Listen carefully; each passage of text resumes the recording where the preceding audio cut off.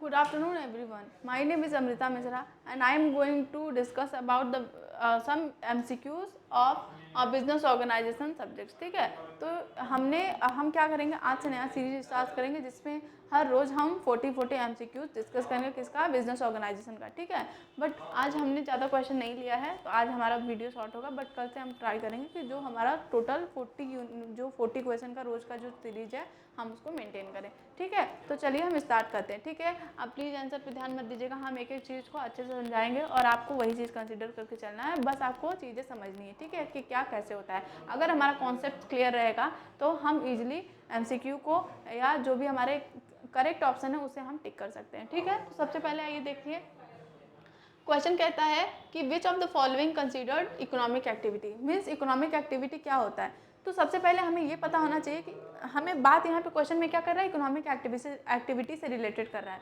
तो सबसे पहले मुझे ये पता होना चाहिए कि इकोनॉमिक एक्टिविटी होता क्या है. ठीक है, तो इकोनॉमिक एक्टिविटी हर वो एक्टिविटी होता है जिसका मेन मोटिव होता है प्रॉफिट अर्न करना. ठीक है, मेन मोटिव क्या होता है, अर्निंग प्रॉफिट. हम कोई भी एक्टिविटी कर रहे हैं उसका अगर मोटिव है प्रॉफिट अर्न का, ठीक है, या इकोनॉमिक मोटिव है, ठीक है, तो इससे हम क्या करेंगे, क्या कहेंगे, इकोनॉमिक एक्टिविटी कहेंगे. अब हम देखते हैं कि क्या इन सारे एक्टिविटीज़ में से किसका मोटिव इन्वॉल्व है पैसा कमाना. ठीक है, तो बताओ, प्लेइंग चेस, अगर हम अपनी फैमिली में बैठ के चेस खेल रहे हैं तो क्या इसमें हमारा कोई अर्निंग मोटिव है, इसमें कोई पैसा हमें तो नहीं मिल रहा है, हमें बस सेल्फ सेटिस्फैक्शन या टाइम पास के लिए या इंजॉयमेंट के लिए हम करते हैं. ठीक है, अब आता है हमारा कंडक्टिंग चैरिटी. हम चैरिटी कर रहे हैं, कर रहे हैं या चैरिटी हम खोल के बैठे हुए हैं, तो क्या इसमें हमारा कोई अर्निंग है, नहीं, बल्कि यहाँ पे हम दूसरों के लिए कुछ करते हैं. ठीक है, यहाँ पे रनिंग अ बेकरी, अगर हमारा एक बेकरी स्टोर है, हम क्या करते हैं, हम केक बनाते हैं, बेचते हैं, तो इससे हमें क्या होगा, प्रॉफिट अर्न होगा. ठीक है, तो ये एक करेक्ट ऑप्शन है. ये इकोनॉमिक एक्टिविटी है जिसमें क्या होता है, मेन मोटिव होता है प्रॉफिट अर्न करना. हम चीज़ों को बना के बेचते हैं ताकि हमें प्रॉफिट हो सके. ठीक है, तो इस वजह से हमेशा सही ऑप्शन 3 है. फिर आता है प्रैक्टिसिंग म्यूजिक, अगर हम म्यूजिक को प्रैक्टिस कर रहे हैं तो ये भी हमारा नहीं हुआ, तो करेक्ट ऑप्शन हमारा सी है. ठीक है, तो ऐसे हम क्वेश्चन को अटेम्प्ट करेंगे. तो अब आते हैं, देखते हैं दूसरा क्वेश्चन. ठीक है, दूसरा क्या है कि the main motive behind the business activity. हम बिजनेस अगर करते हैं तो उसके पीछे मेन एक्टिविटी क्या होता है. ठीक है, तो सबसे पहले ये जान लो कि बिजनेस भी हमारा एक इकोनॉमिक एक्टिविटी होता है. ठीक है, तो जहाँ पे इकोनॉमिक एक्टिविटी आया वहाँ पे मेन मोटिव क्या हो जाएगा, अर्निंग प्रॉफिट. ठीक है,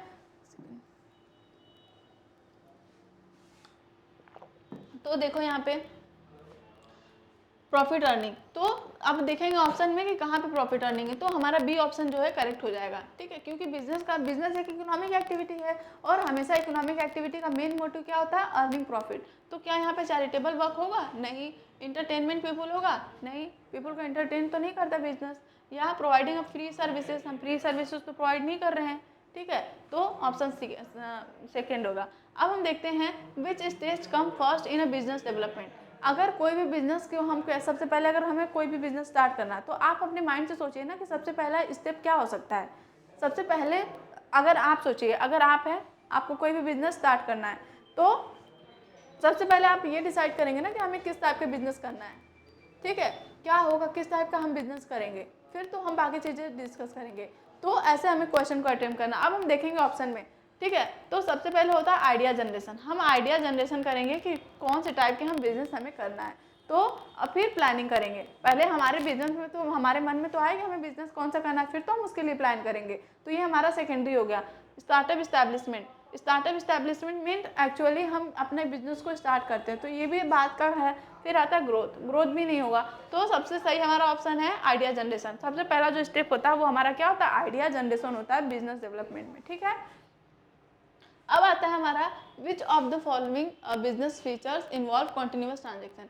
ठीक है, कौन से बिजनेस जो हमारा फीचर्स होता है जो कि बिजनेस के कॉन्टिन्यूटी को प्रमोट करता है. तो यहाँ पे देखिए रेगुलरिटी ऑफ ट्रांजेक्शन. ठीक है, तो यही हमारा आंसर हो गया. अगर हम कोई भी ट्रांजेक्शन हम रेगुलर कर रहे हैं तो हमारे बिजनेस के रेगुलरिटी को प्रमोट करता है. ठीक है, तो हमें ऐसे करना. अब कैपिटल रिक्वायरमेंट ये तो अलग बात हो गई, कस्टमर सेटिस्फैक्शन भी अलग हो गई, लीगल फॉर्मेलिटीज भी. सबसे पहला होता है कि हमें कोई भी पर्टिकुलर ट्रांजेक्शन रेगुलर बेसिस पे करना चाहिए for the purpose of maintaining continuity of business. ठीक है, अब आते हैं हम फिफ्थ क्वेश्चन पे, that is which activities is classified as primary activity. Primary industry. ठीक है, तो इंडस्ट्री हमारा 3 पार्ट में क्लासीफाई होता है। ठीक है, सबसे पहला होता है हमारा क्या, प्राइमरी इंडस्ट्री। ठीक है, फिर आता है हमारा सेकेंडरी इंडस्ट्री, फिर आता है हमारा टर्सरी। ठीक है, तो सबसे पहले हमारा प्राइमरी एक्टिविटी क्या होता है, जो हमारा क्या होता है, नेचुरल रिसोर्सेज से जो भी हम रॉ मटेरियल एक्सट्रैक्ट करते हैं, जो भी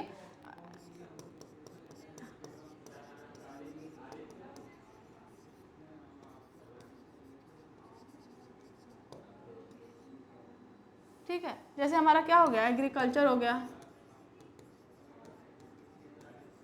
फार्मिंग हो गया, फिशिंग हो गया,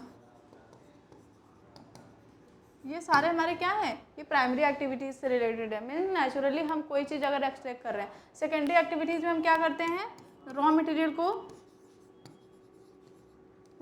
हम किस में कन्वर्ट करते हैं, फिनिश प्रोडक्ट में। ठीक है, तो हम जो भी हमने रॉ मटेरियल हमने कहाँ से एक्सट्रैक्ट किया है, प्राइमरी एक्टिविटी से। ठीक है, तो उसे जब हम क्या करेंगे, उसको कन्वर्ट करेंगे, रॉ मटेरियल को कन्वर्ट करेंगे कहाँ पे, फिनिश प्रोडक्ट में।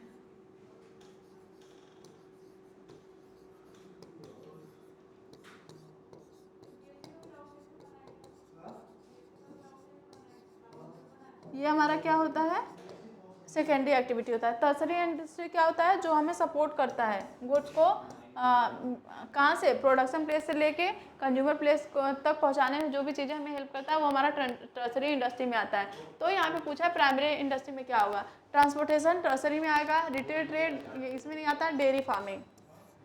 ठीक है, दूध हम क्या करते हैं, दूध का बिजनेस करें या कुछ भी, तो ये हमारा प्राइमरी एक्टिविटी होगा, क्योंकि हम नेचुरली गाय से दूध निकाल के सेल करते हैं। और बैंकिंग भी हमारा टर्सरी में आ जाएगा। ठीक है, तो ये सारी एक्टिविटी, तो हमारा जो हमारा ऑप्शन होगा वो थर्ड होगा। अब हम देखते हैं 6th question, means what is the main purpose of commerce. Commerce क्या होता है, जो कॉमर्स में हम क्या करते हैं, एक्सचेंज करते हैं कोई भी प्रोडक्ट को, सेल या एक्सचेंज ऑफ प्रोडक्ट करते हैं। ठीक है, तो अब हम देखते हैं कि क्या पर्पज होता है कॉमर्स का, प्रोड्यूसिंग गुड्स, नहीं, गुड्स को प्रोड्यूस करना नहीं होता है।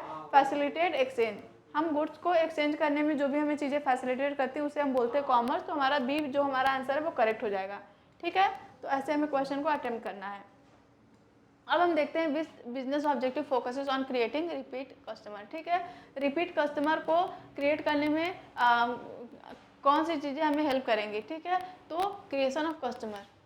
ठीक है, क्रिएशन ऑफ कस्टमर हमें क्या करेंगे, जो अगर हम कस्टमर क्रिएट करेंगे, कस्टमर से अच्छे रिलेशन बनाएंगे, तो वो हमारे कस्टमर बार बार आएंगे परचेज करने के लिए। ठीक है, तो ऐसे हमें क्वेश्चन को अटेम्प्ट करना है। What distinguishes business from profession, क्या ऐसा चीज़ है जो बिज़नेस को अलग बनाता है प्रोफेशन से। ठीक है, तो आपने पढ़ा होगा कि जो बिज़नेस होता है उसमें क्या होता है, बिज़नेस में प्रॉफिट अर्निंग मोटिव होता है, उसमें कोई भी हमें क्या होता है, कोई भी हमें एजुकेशन जो लेवल होता है उसे क्वालिफाई नहीं करना होता है, एक एजुकेशनल क्राइटेरिया क्वालिफाई नहीं करना होता है। बट अगर हम प्रोफेशन में जा रहे हैं तो उसके लिए एक स्पेशलाइज क्या होता है, ट्रेनिंग रिक्वायर्ड होता है, जो कि बट बिजनेस में कोई भी हमें ट्रेनिंग रिक्वायर्ड नहीं होता है। ठीक है, तो ऐसे होता है, यूज ऑफ टेक्नोलॉजी, ये सब चीज़ें नहीं है। स्पेशलाइज ट्रेनिंग की वजह से क्या होता है, प्रोफेशन में नीड होता है। वहीं पे अगर हम कोई लॉ का कोर्सेज करने जा रहे हैं तो लॉ के लिए प्रैक्टिस जरूरी है, बट अब बिजनेस में क्या कोई प्रैक्टिस है, नहीं। आप नेचुरली बिजनेस अगर माइंड में आइडिया आया तो आप कर सकते हैं। ठीक है, अब आया features of business organisation representing systematic effort. ठीक है, तो ये होगा organise effort, means feature of business organisation representing systematic effort. Systematic efforts means क्या होता है, मीन्स सारे अगर बिजनेस ऑर्गेनाइजेशन में जितने भी मेंबर हैं वो कलेक्टिवली मिल के एफर्ट ने कंपनी के गोल को अचीव करने में। ठीक है, तो रैंडम प्रोसेस, हमें देखो एक यूनिक, हम देखते हैं कि यूनिक जो हमारा क्वेश्चन में आंसर होता है पर्टिकुलरली वही हमारा आंसर करेक्ट होता है। ठीक है, तो यहाँ पे ऑर्गेनाइज इफेक्ट हमारा आ जाएगा सही आंसर। अब हम देखते हैं modern business mainly characterise by, modern business में क्या क्या कैरेक्टर होते हैं। अब देखो यहाँ पे बहुत सारी चीज़ें निगेटिव दी हैं, तो हमें पॉजिटिव खोजना है, क्योंकि हमें मॉडर्न बिजनेस से रिलेटेड बताया गया है। ठीक है, तो lack of technology modern business में नहीं है। ट्रेडिशनल मेथड को भी यूज़ नहीं करता है। मॉडर्न बिजनेस में क्या चेंजेस हुआ है, कस्टमर सेंट्रिक अप्रोच हुआ है। मीन्स हम क्या करते हैं, हम कस्टमर को मेन फोकस में रखते हैं। कंपनी क्या करती है, कोई भी गुड्स एंड सर्विसेज प्रोड्यूस कर रही है वो कंज्यूमर के नीड्स एंड वांट्स के बेसिस पे प्रोड्यूस कर रही है। तो मॉडर्न बिजनेस में ये देखा गया है कि हमेशा कंपनी किसको प्राइमरी या प्रेफरेंस देती है, कंज्यूमर सेंट्रिक अप्रोच को। ठीक है, अब हम देखते हैं next question, which of the following is a quality of successful businessman. अब यहाँ पे भी देखेंगे सक्सेसफुल बिजनेसमैन है तो उसमें कौन सा एक बेस्ट क्वालिटी होता है। मैंने देखा बीइंग पैसिव, पैसिव हो जाना, ये हमारा निगेटिव को शो करता है, ये नहीं होगा। फियर ऑफ रिस्क, रिस्क से डरना, ये भी नहीं होगा। प्लानिंग, अगर कोई भी बिजनेसमैन है, अगर वो प्लान को लेकर करके चल रहा है, प्लानिंग करके कोई भी एक्टिविटी परफॉर्म कर रहा है, तो ये एक क्या है, क्राइटेरिया, गुड क्राइटेरिया है किसी भी पर्टिकुलर बिजनेसमैन का। ठीक है, तो हमें हमेशा जब भी कोई पॉजिटिव चीज़ पूछे तो सबसे पहले हमें निगेटिव चीज़ों को हटानी रहती है। ठीक है, हम क्या करेंगे, हम निगेटिव चीज़ों को उस MCQ से, हम उस ऑप्शन से हटा देंगे। ठीक है, तो यहाँ पे पॉजिटिव से प्लानिंग है, तो इस वजह से हमारा आंसर सी हो जाएगा। ठीक है, अब देखते हैं which form of business has unlimited liability. हमने बहुत सारे forms of business organisation discuss किया और ये भी डिस्कस किया कि किसकी लाइबिलिटी लिमिटेड होती है, अनलिमिटेड लाइबिलिटी होता है। तो unlimited liability means personal assets of the owner will be use for the purpose of payment of the डेप्ट of the business. But unlimited liability अगर है तो कोई भी पर्सनल एसेट्स यूज नहीं होगा बिजनेस का। ठीक है, तो यहाँ पे पूछा है कि किस फॉर्म ऑफ बिजनेस ऑर्गेनाइजेशन का अनलिमिटेड लाइबिलिटी होता है, तो प्राइवेट कंपनी का, सोल प्रोप्राइटरशिप का। ठीक है, क्योंकि सिंगल ओनरशिप होता है और सारी चीज़ें वो मैनेज करता है, तो जब भी कंपनी में लॉस होगा तो इसी को अपने कंपनी से पे करना पड़ेगा। ठीक है, अब आता है हमारा which partnership features require list 2 people. ठीक है, एटलीस्ट 2 पीपल, कौन से पार्टनरशिप का फीचर ऐसा है जहाँ पे 2 पीपल रिक्वायर्ड होते हैं। ठीक है, तो यहाँ पे होता है 2 और मोर पर्सन। ठीक है, जो एक ये ऐसा पार्टनरशिप का फीचर्स है जो बताता है कि कंपनी में एटलीस्ट 2 पार्टनर्स रिक्वायर्ड होंगे। ठीक है, पार्टनरशिप में हमने हमेशा देखा कि जो लाइबिलिटी होती है पार्टनर्स की वो अनलिमिटेड होती है। उसी को डिसएडवांटेज को हटाने के लिए एक और नया फॉर्म्स ऑफ ऑर्गेनाइजेशन है, that is LLP, limited liability partnership. तो यहाँ पे क्वेश्चन पूछा है कि an LLP protect a partner with, किससे प्रोटेक्ट करता है LLP पार्टनर्स की, अनलिमिटेड लाइबिलिटी से, मीन्स लिमिटेड लाइबिलिटी से। मीन्स इसमें क्या होता है, जो पार्टनर्स की लाइबिलिटी होती है वो लिमिटेड होती है, इसीलिए पार्टनर्स प्रोटेक्टेड होते हैं। ठीक है, फिर what is the horizontal combination. देखो बहुत सारे टाइप्स के कॉम्बिनेशन होते हैं, लाइक वर्टिकल हो गए। ठीक है, वर्टिकल में हम क्या करते हैं, डिफरेंट जो हमारे नेचर ऑफ प्रोडक्शन के जो कंपनियां होती हैं वो अगर एक दूसरे से कंबाइन करती हैं तो आता है वर्टिकल। हॉरिजॉन्टल में सेम, अगर कोई भी कंपनी है वो कंप्यूटर्स के पार्ट्स बना रही है, वो मर्ज करती है किससे, कंप्यूटर्स के पार्ट्स बनाने वाले कंपनी से, तो आता है हमारा हॉरिजॉन्टल में। ठीक है, वर्टिकल में डिफरेंट रहेगा। फिर ठीक है, अब कॉन्ग्लोमरेट में क्या होता है, अनसिमिलर नेचर के होते हैं। ठीक है, अब यहाँ पे देखो which of the horizontal combination, तो हॉरिजॉन्टल कॉम्बिनेशन में हमेशा सेम इंडस्ट्री कंबाइन करती है। ठीक है, तो ऐसे क्वेश्चन को करना है। डिफरेंट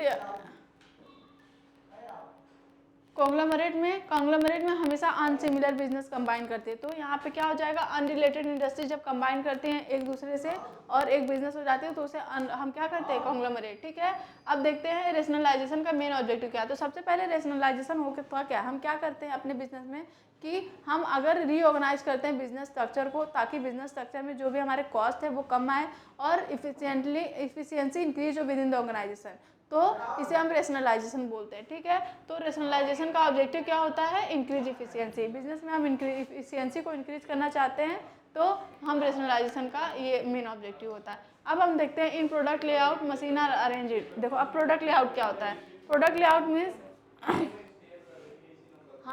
हम कोई भी प्रोडक्ट प्रोड्यूस कर रहे हैं। ठीक है, तो वो बहुत सारे स्टेप प्रोसेसेस से यूज होकर जाता है सॉरी। ठीक है, तो अगर एक लाइन में अरेंज है पूरा हमारा लेआउट, तो इसे हम बोलते हैं प्रोडक्ट प्रोसेस। जैसे कि हम क्या हुआ, यहाँ पे रॉ मटेरियल है, फिर यहाँ पे वर्क इन प्रोग्रेस होगा, फिर यहाँ पे फिनिश गुड्स पे जाएगा, फिर यहाँ पे हमारा प्रोडक्ट निकलेगा। तो हम एक लाइन में जो भी हमने लेआउट को यूज़ किया है ताकि हमारे गुड्स यहाँ से स्टार्ट हो वहाँ पे बन के तैयार हो जाए, तो इसको हम कहते हैं कि प्रोडक्ट लेआउट मीन्स जो एक प्रोडक्ट बहुत सारे प्रोसेस से होकर गुजरता है फिर वो जाके फिनिश प्रोडक्ट बनता है। ठीक है, तो यहाँ पे किसके थ्रू हम करते हैं, तो according to the operation sequence, इसमें क्या क्या सीक्वेंस फॉलो होते हैं एक प्रोडक्ट को प्रोड्यूस करने में, तो प्रोडक्ट लेआउट ये बताता है। ठीक है, अब हम देखते हैं विच factors affect optimum size of business, optimum size of business कौन से फैक्टर्स को अफेक्ट करते हैं, तो यहाँ पे भी वेदर चेंजेस से बिजनेस का कोई रिलेशन नहीं है, कैपिटल रिक्वायरमेंट से है, ठीक है, तो कैपिटल रिक्वायरमेंट हमारा हो जाएगा। पर्सनल लाइकिंग डिसलाइकिंग से कोई भी कनेक्शन नहीं है बिजनेस के ऑप्टिमम साइज का, और हॉबीज से भी नहीं है, ठीक है। अब देखते हैं legal recognition in business organisation means, अगर कंपनी लीगली रिकॉग्नाइज होने जा रही है तो हमने ये पहले ही बताया था वो क्या है, कंपनी की जो है सेपरेट लीगल एंटिटी हो गया, ठीक है, means owner is a separate हो जाएगा, कंपनी इज ए सेपरेट, ठीक है। तो जैसे रजिस्टर हो गया तो कंपनी एक सेपरेट लीगल एंटिटी माना जाने लगेगा, और वो जितनी भी एक्टिविटी परफॉर्म करेगा वो कंपनी के नाम के बेसिस पे होगा, ठीक है। तो सेपरेट लीगल एंटिटी एक ऐसा फीचर है जिसके बाद कंपनी को लीगल रिकॉग्निशन मिल जाता है। The main feature of cooperative society is cooperative. अब देखिए जब भी किसी भी पर्टिकुलर टॉपिक से बात करें तो सबसे पहले हमें उस टॉपिक से रिलेटेड सोचना होगा, ठीक है, एमसीक्यू सॉल्व करते हुए। तो प्रॉफिट मैक्सिमाइजेशन बिजनेस का होता है, वॉलेंट्री एसोसिएशन होता है किसमें, कोऑपरेटिव सोसाइटी में। कोऑपरेटिव सोसाइटी हम क्यों फॉर्म होता है, फॉर्म किया जाता है जो सोसाइटी के मेंबर्स हैं उनके द्वारा फॉर्म किया जाता है, ताकि वो अपने पर्सनल नीड या फुलफिल के लिए वो अपने ऑर्गेनाइजेशन को चला सके, ठीक है। तो वॉलेंट्री एसोसिएशन होता है, ठीक है। यहाँ पे सोल कंट्रोल तो सोल प्रोप्राइटरशिप में होता है, कम्प्लेक्स मैनेजमेंट ऐसा कुछ नहीं, भी हमारा ऑप्शन करेक्ट है। Business risk and uncertainty is an example of business में रिस्क एंड अनसर्टेनिटी होगा तो किसका एग्जाम्पल है, fluctuating market condition, marketing condition की वजह से कंपनी में रिस्क एंड अनसर्टेनिटी आता है। तो ये ऐसे क्वेश्चन हमें अटेम्प्ट करना, ठीक है। Which classified as a auxiliary to trade, ठीक है, क्या ऑक्सिलरी टू ट्रेड क्लासीफाई होता है, तो ऑक्सिलरी टू ट्रेड में सबसे पहले आता क्या है, तो बैंकिंग आ गया हमारा, इंश्योरेंस आ गया, ठीक है, ट्रांसपोर्टेशन आ गया, वेयर हाउस आ गया, ठीक है, बैंकिंग आ गया। तो मतलब auxiliary to trade means trade को और भी कौन सारी एक्टिविटी होती है जो उनके स्मूथ फ्लोइंग में हेल्प करता है, ठीक है। तो ये सारी चीज़ें आ जाएंगी।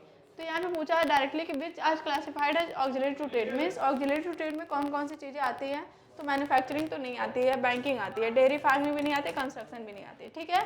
तो ऐसे हमें क्वेश्चन सॉल्व करना है। फिर यहाँ पे देखिए which is a merit of sole proprietorship, sole proprietorship का क्या मेरिट होता है, तो बहुत सारे मेरिट होते हैं। अब देखिए सबसे पहले सीक्रेसी मेंटेन होता है, ठीक है, फ्लेक्सिबिलिटी होता है ऑपरेशन में, सिंगल ओनर होता है, ठीक है, सारे प्रॉफिट वो खुद लेता है। अब देखो क्विक डिसीजन मेकिंग होता है, ठीक है, क्यों, क्योंकि सिंगल ओनर होता है, उसके द्वारा क्या होता है वो अकेले किसी भी बिजनेस का उसे अकेले डिसीजन लेना है, तो जो भी डिसीजन लेना है वो पर्टिकुलर पर्सन द्वारा लेना है, ना कहीं से कोई स्ट्रक्चर फॉलो करना है ना कुछ, तो इसलिए यहाँ पे डिसीजन मेकिंग क्विक होता है। अब यहाँ पे जॉइंट कंट्रोल नहीं होता है, अब ये चीज़ें फालतू हमारे ऑप्शन दिए हुए हैं, तो हमें इस पर बस यही करना है एमसीक्यू में कि हमें अच्छे से पढ़ना है, फिर एक यूनिक ऑप्शन हमें चूज़ करना है। अगर हमारा चीज़ें पॉजिटिव में पूछता है तो अगर क्वेश्चन में नेगेटिव जितने भी हमें ऑप्शन दिए होते हैं उससे हम निकाल देंगे, हम पॉजिटिव ऑप्शन से टिक करेंगे, ठीक है।